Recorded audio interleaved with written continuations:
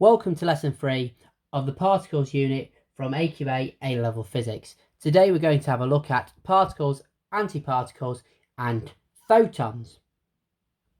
So there are 4 particles we need to know the antiparticle of, but there are lots more particles which we'll learn about as we go through this topic.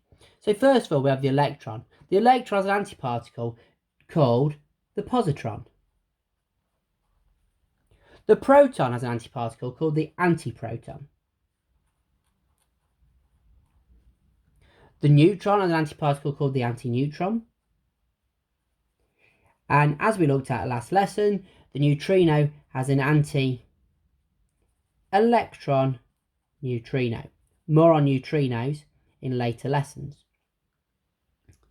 Now, these are represented differently, so we know in our questions what they are. So an electron is often given the symbol E-. A positron is E+.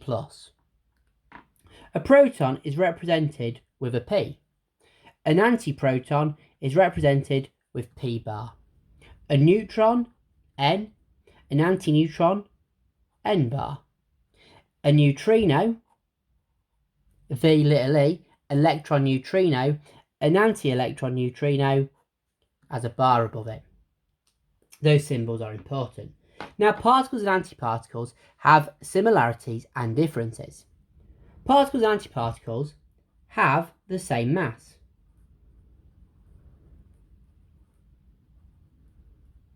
They also have the same rest energy.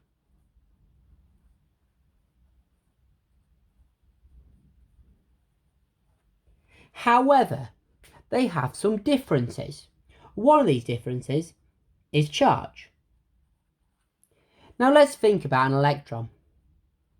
An electron has a charge of minus 1.6 times 10 to the minus 19. A positron has the opposite charge to that.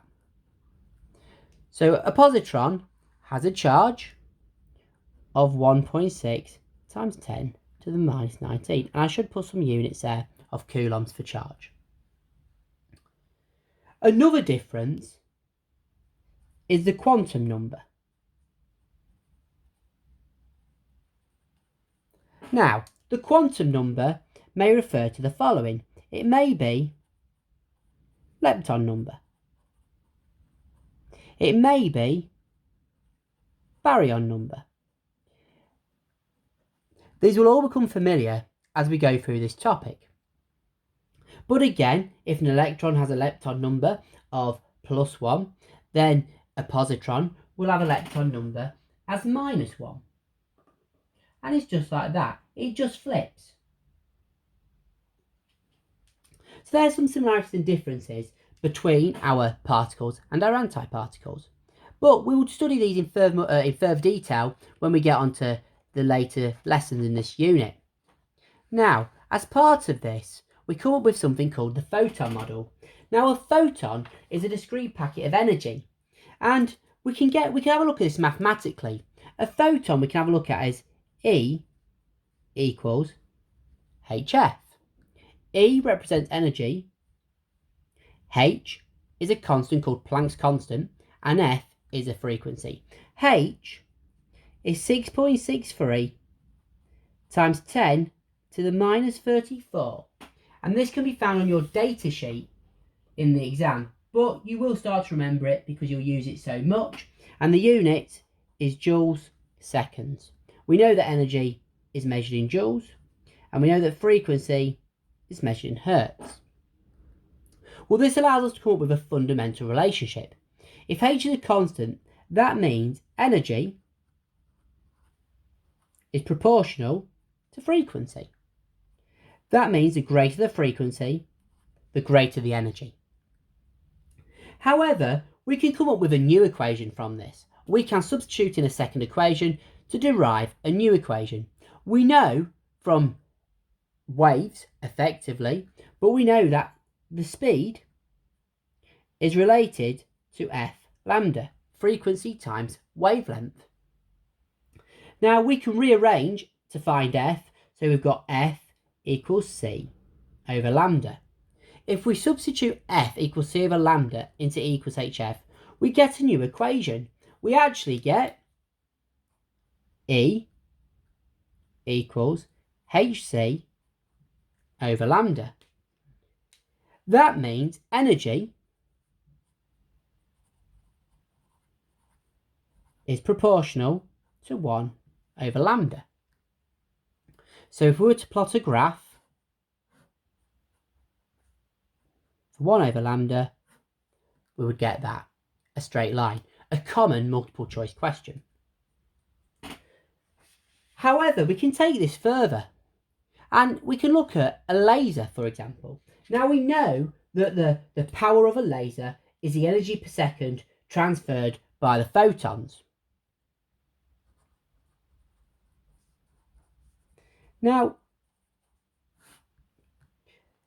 as I've said, is the energy transferred per second. Well, the energy transferred of our laser would be HF, but that would be for 1 photon. So our power actually depends on the number of photons. So we get power equals NHF, so the number of photons times Planck constant times frequency. However, we've just said F is equal to C over lambda. That means we get a second equation, which is power equals NHC over lambda. So let's just remember it's different for a laser and now give us a new equation. This one is not given to you on the data sheet, so we need to be able to remember it. Now this brings us to our next part of this topic, and we have two processes. We have a process called annihilation and we have a process called pair production. Now annihilation happens when a particle and an antiparticle meet. So a particle and an antiparticle meet. That might be, for example, an electron and a positron. Now, when these two particles meet in space and time, they come together, collide and annihilate. And in this process, all the mass goes into energy. However, this energy needs to be transferred away effectively, and this energy gets transferred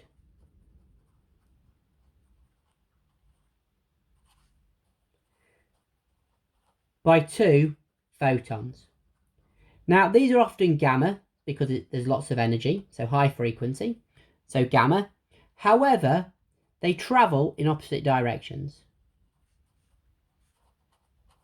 And they travel in opposite directions to ensure momentum is conserved.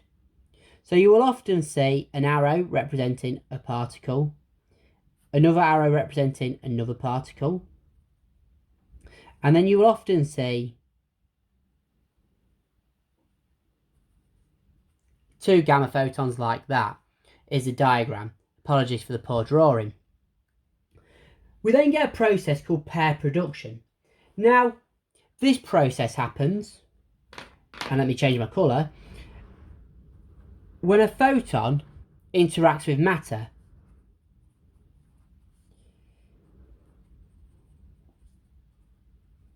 Now, this might be, for example, interacting with a nucleus or an orbital electron. Now, what happens in pair production is my photon actually produces a particle and an antiparticle.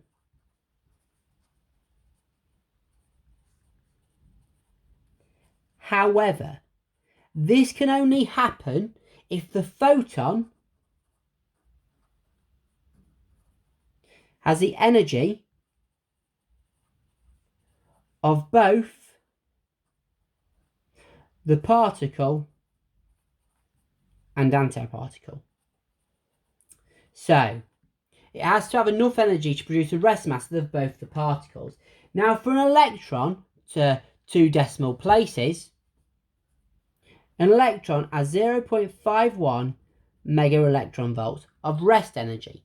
That means my photon must have twice that, which would be 1.02 mega electron volts for it to be an electron and a positron. Now, I've given you the term here, mega electron volts. Now, an electron volt is the energy gained by an electron for a PD of 1 volt. And we actually can have a look at the equation, work done equals charge times potential difference.